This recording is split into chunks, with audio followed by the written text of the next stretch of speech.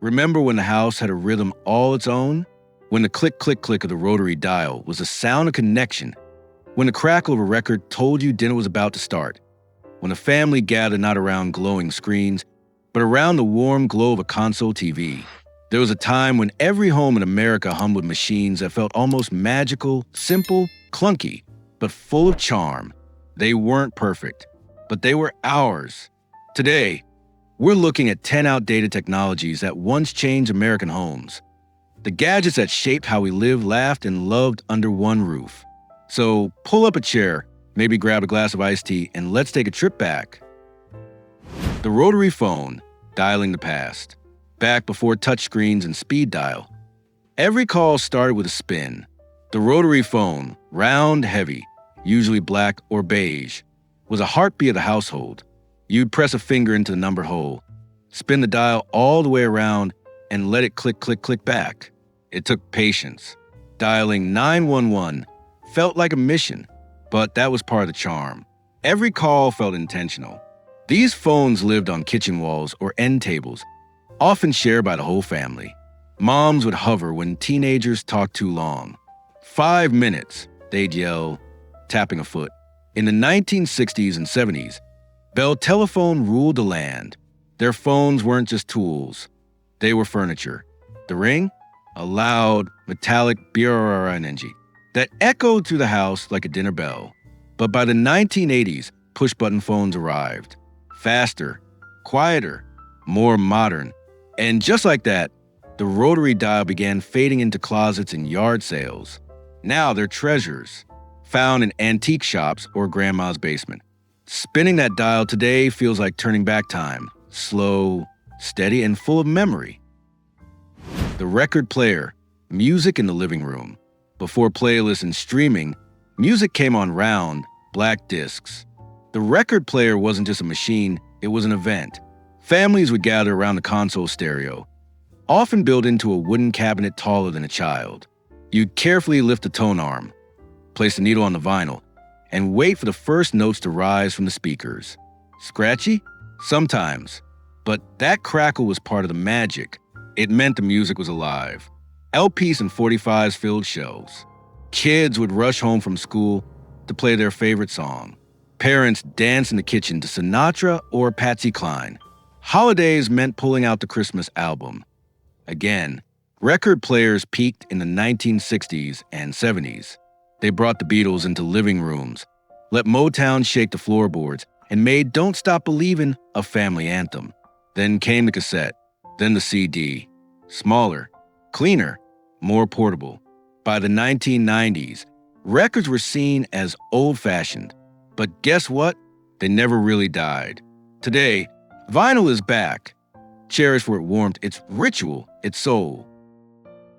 The Icebox, before the fridge was king. Long before the hum of a refrigerator filled the kitchen, families relied on the Icebox, a wooden cabinet lined with tin or zinc. It kept food cool, but only if you had ice. Every few days, the iceman would come.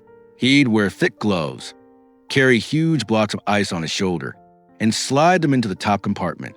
The cold would slowly drip down, chilling the shelves below. You planned meals around the Icebox. Milk lasted a day or two. Meat had to be eaten fast.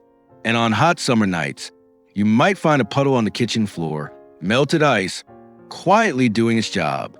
The Icebox ruled from the 1890s to the 1930s. It was a symbol of comfort in a time when keeping food safe wasn't easy. Then electric refrigerators arrived. No more waiting for the iceman. No more drips. Just steady, silent cold. By the 1950s, the Icebox was gone. But for a generation, it was the quiet hero of the kitchen. Cooling lemonade, saving leftovers, and making modern life just a little easier. The tube television, glowing screens of the 1950s. Turn on a TV in the 1950s. And you didn't just watch a show, you witnessed it. The tube television was heavy, warm to the touch, and took a full minute to come to life. First, a soft pop, then a flicker. Then there was shows like I Love Lucy and The Ed Sullivan Show came through in fuzzy black and white. Families gathered around like it was a campfire. No remotes. No DVR. You watched it now, or you missed it. These TVs were furniture. Big wooden cabinets with rounded screens. Some even had little doors that closed over the set when not in use. They were fragile, too. If the picture wobbled, you gently thumped aside. Worked every time. Two TVs lasted into the 1990s. But flat screens changed everything. Lighter, thinner, brighter. Now, those old consoles sit in basements or vintage stores, silent, dusty, but still glowing with memory. The hand-cranked washing machine. Before washers spun on their own, moms and sometimes dads turned a handle. The hand-cranked washing machine was common in early 20th century homes, especially in rural America. You'd fill the tub with soapy water, add clothes, and turn the crank back and forth. The agitator inside would swish the laundry clean. Then you'd wring each piece through rollers, squeezing out the water by hand. It was hard work. Laundry day could take hours. But it was also a rhythm of life. Kids helped. Windows were open. The smell of soap and sunshine filled the air. By the 1940s, electric washers took over. No more cranking. No more sore arms. Still, some older folks missed the quiet focus of those days, the way work and family mixed in the laundry room.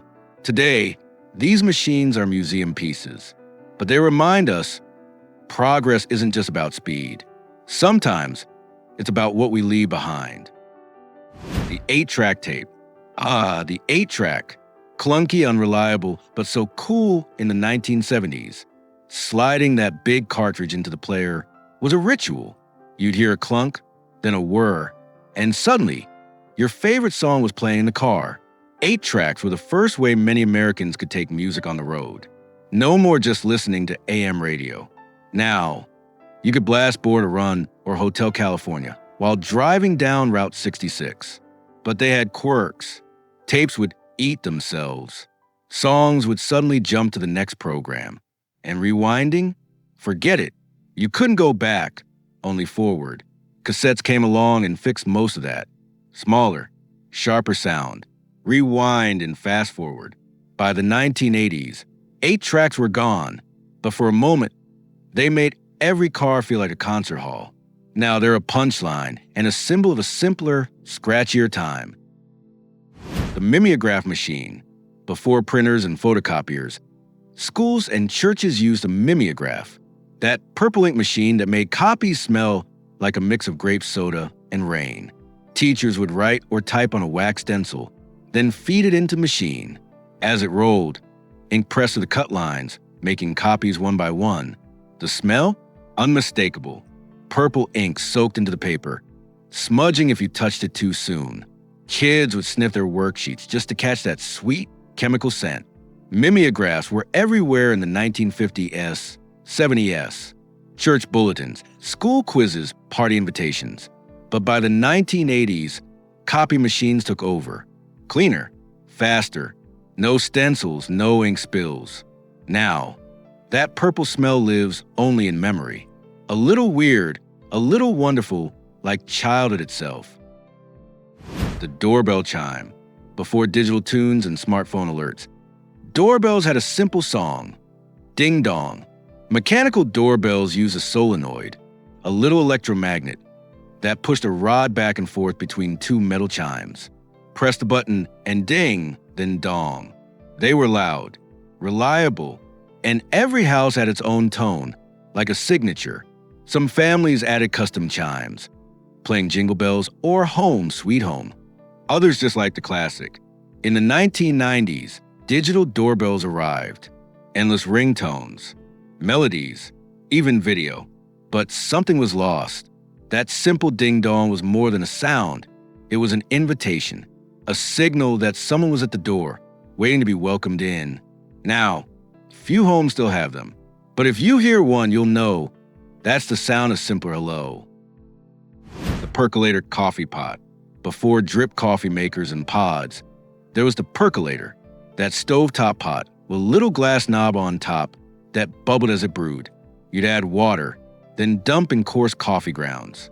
Turn on the burner.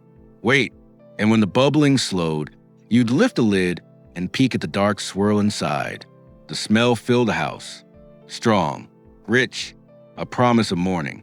Percolators made coffee bold, sometimes too bold, but that was part of their charm. Grandpa liked it strong enough to stand a spoon in. They ruled from the 1930s to the 1970s. Then drip machines came. Cleaner, quieter, more consistent. Now, percolators are rare. But at campgrounds and family reunions, you'll still see one on the stove, bubbling away like a piece of living history. The party line telephone. Before everyone had their own number, families shared a line. It was called a party line, and it was part phone, part social network. 2 or more households used the same phone line. You'd have a special ring, like 2 short rings instead of 3. So you'd know the call was for you. But here's the thing, you could listen in. And sometimes people did. Neighbors would accidentally pick up and hear who was calling whom. Gossip traveled fast. Did you hear Mrs. Thompson got a call from the doctor? Betty's son is coming home from college. Party lines were common in rural areas through the 1960s. They saved money, but they also built community, sometimes too much. As phones became cheaper, private lines took over. No more shared rings. No more eavesdropping. Today, it sounds like a dream or a nightmare. But back then, the party line was how small towns stayed connected, one ring at a time. These old machines didn't just make life easier.